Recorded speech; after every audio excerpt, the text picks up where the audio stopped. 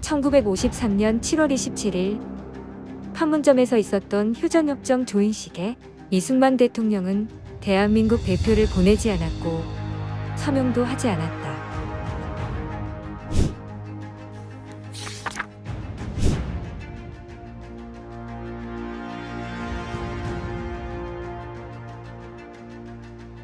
북한 정권의 비겁한 기습 남침으로 국토가 난장판이 되고 3년 1개월간 피 터지게 싸운 결과는 거의 원위치로의 복귀였다. 대통령은 다 이겨놓은 전쟁을 미국이 망쳤다고 생각하고 있었으므로 도저히 이 휴전을 받아들일 수 없었을 것이다. 휴전협정 조인식을 보도한 1953년 7월 29일자 조선일보의 사회면 머리기사 제목은 오고야만 휴전의 날, 통일 쟁취는 이제부터였다. 판문점에 특파되었던 최병우 기자는 그 뒤 한국일보로 옮겨 대만 해협 위기를 취재하던 중 타고 있던 함정이 침몰할 때 순직했다. 백주몽과 같은 11분간의 휴전협정 조인식은 모든 것이 상징적이었다. 너무나 우리에게는 비극적이며 상징적이었다. 학교 강당보다도 넓은 조인식장에 할당된 한국인 기자석은 둘뿐이었다. 유엔 측 기자단만 하여도 약 100명이 되고 참전하지 않는 일본인 기자석도 10명을 넘는데 휴전회담에 한국을 공적으로 대표하는 사람은 한 사람도 볼 수 없었다. 이리하여 한국의 운명은 또 한 번 한국인의 참여 없이 결정되는 것이다.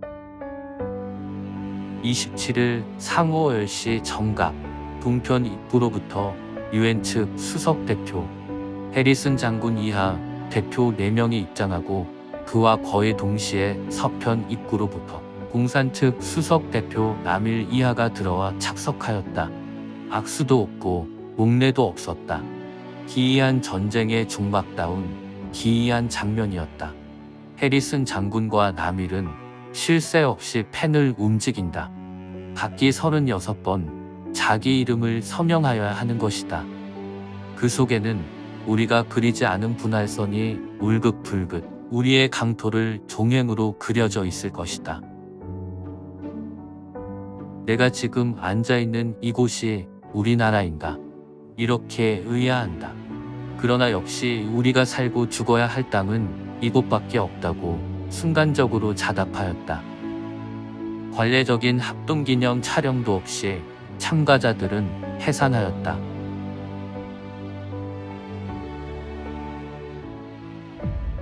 (2023년은) 1953년 한국전 휴전으로부터 70년이 되는 해이다.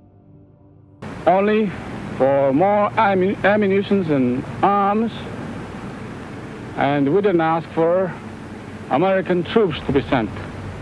We will do all the fighting and dying for defense of our homeland and for the peace of.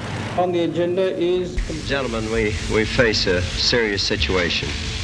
We hope we face it in the cause of peace. 우리가 미국 등 유엔 회원국들과 손잡고 스탈린, 모택동, 김일성 새 악당의 침략과 맞서 싸운 한국전은 무승부로 끝나는 듯했지만 그해 7월 27일부터 새로운 형태의 체제 경쟁이 시작되었고 이기고 있다. 우리가 한미 양국의 최고사령관 이승만, 트루먼 대통령의 영도하에 세계 시민으로서 싸운 덕분에 자유세계가 냉전에서 최종 승리했다. 우리의 정의로운 항전으로 대만이 살았고 일본이 경제 부흥했으며 서독은 재무장하고 나토는 군사동맹체로 강화되었다. 미국은 군사비를 4배로 늘려 본격적인 대소 군비 경쟁을 시작했고 한국은 폐허 위에 위대한 문명을 건설하였다. 남침 40년 뒤 소련 공산제국은 군비 경쟁으로 경제적 기반이 주저앉고 주민들의 삶이 피폐해지니 총 한 방 쏘지 못하고 핵무기를 껴안은 채 무너졌다. 소련과 동구 공산국가의 변화에 큰 역할을 한 것은 우리가 주최한 88 서울올림픽이었다.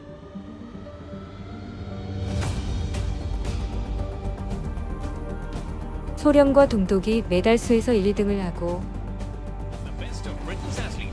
선전 매체들이 경기뿐 아니라 한국의 발전상을 열광적으로 중계방송을 한 것이 오히려 주민들에게 우리는 뭐냐는 문제의식을 심어 1989년에 공산권 대붕괴로 이어졌다. 우리는 사생결단의 저항과 평화의 올림픽 주최로 공산당을 무너뜨리고 자유세계를 구했다.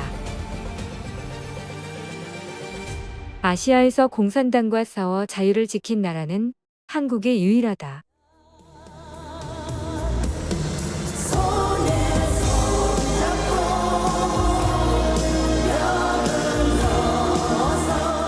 지난 70년 한국인의 가장 위대한 결단은 괴물과 싸우되 괴물을 닮지 않았다는 점일 것이다. 민주주의를 희생시키지 않고 키우면서 공산주의와 싸웠다.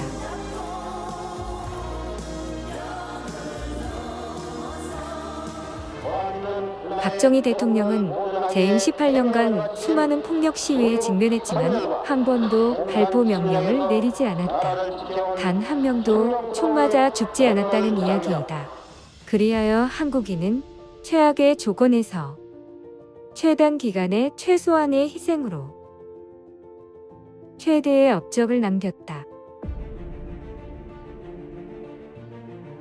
미국의 한 매체는 연초 한국이 강력한 나라 랭킹에서 일본을 제치고 세계 6위가 되었다고 했다.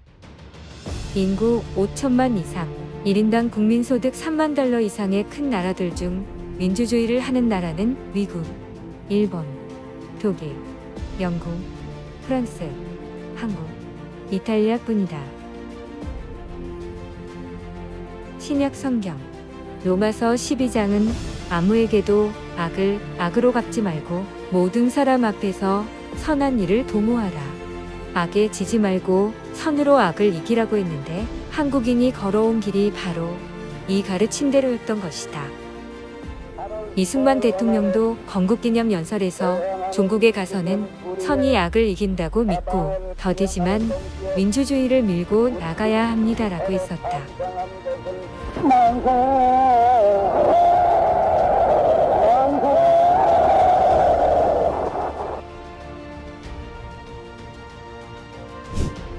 이승만 대통령은 한국전 때도 언론 검열을 폐지했고 역사상 최대 규모의 선거를 했으며 특히 직선제 개헌을 했다. 한국인은 직선제 쟁취를 말하면서 최초의 직선 대통령을 독재자로 몰았다. 한국전은 세계사적 관점에선 자유를 지켜낸 정의로운 전쟁으로 평가받지만 한반도에서만은 문제가 풀리지 않고 있다. 작금의 국제정세와 나라의 분위기는 올해 자유통일의 문이 열릴 것이란 예감을 갖게 한다. 눈물로 써온 70여 년의 한국 현대사는 더 그레이티스트 스토리 에버 톨드 인류 역사상 가장 위대한 이야기로 기록될 것이다. 누가 뭐래도 대한민국은 착하게 살아왔다. 부채의식도 열등의식도 노예근성도 필요 없다. 올해 한국인은 세계 앞에서 당당해져야 한다. 세계 6위의 국력에 맞는 큰 인물이 되자. 개혁이, 식민지, 해방, 건국, 전쟁의 격동기를 거친 뒤에 얻은 자유와 평화의 전후 70년. 우리는 산업화, 민주화, 세계화, 복지화를 성공시켰으니 이제는 통일이다. 전후사 70년의 여세를 몰아 세계 시민들과 손잡고 자유통일로 직진하자.